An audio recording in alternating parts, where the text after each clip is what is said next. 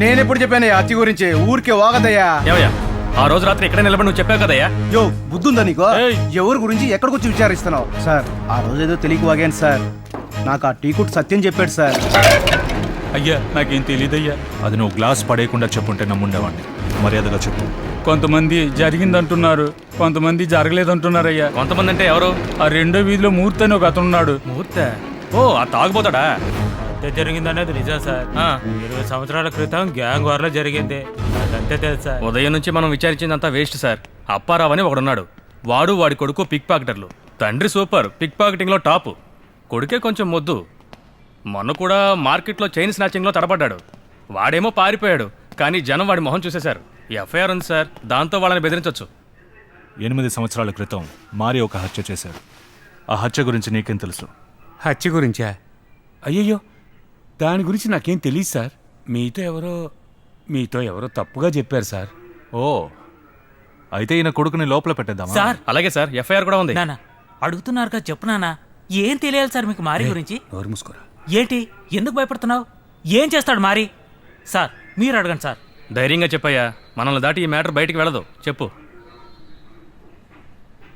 అప్పుడు వేలన్న గ్యాంగ్ పవర్లో లేదు. పాండ్ అని ఒకడు ఉండేవాడు. అప్పుడు వాడే టాప్లో ఉన్నాడు. ఆ రెండు గ్యాంగులకి ఎప్పుడు పొత్తు కుదిరేది కాదు సార్. ఒకరోజు ఏదో గొడవలో మారి వెళ్ళి ఆ పాండుని పొడిచినట్టు విన్నాను. ఆ తర్వాత అది గ్యాంగ్ వార్గా మారి పాండు గ్యాంగ్నే లేకుండా చేశారు సార్.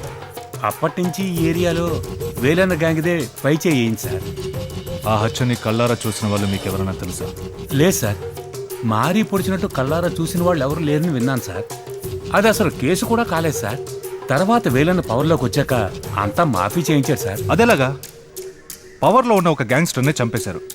ఆ తర్వాతే మారి పెద్ద రౌడీ అయ్యాడు. ఓ ఏరియాని వాడిని చూసి భయపడుతోంది. కానీ వాడు ఎవరిని చంపాడో ఎలా చంపాడో మాత్రం ఎవరికి తెలీదా? అదెలా తెలుస్తుంది సార్? అలాంటిది ఏదైనా జరిగితేనే కదా తెలిసేది. సార్ మీరే నిజం చెప్పండి, ఏ రౌడీకైనా ఇలాంటి ఓ హత్య అంటే అదో పెద్ద గొప్పేగా. అలాంటప్పుడు ఇన్నాళ్ళు ఇదెందుకు కట్టుకథగా ఉంది? ఎందుకంటే అటువంటిదేది అసలు జరగలేదు సార్. ఉత్త బిల్డప్ ఇస్తున్నారు. ఏది నమ్మదు సార్. ఇస్తే పర్వాలేదా? ఇవ్వక్కర్లేదు. చాలా థ్యాంక్స్ సార్. చూసావటి, పెద్దవాళ్ళ దగ్గర వినయంగా ఉంటే ఇలా ఎంతైనా హెల్ప్ చేస్తారు. అందుకు బదులుగా మీ కొట్లో పార్ట్నర్ గా చేర్చుకోండి. మీ కొట్లో నన్ను పార్ట్నర్ గా చేర్చుకోండి.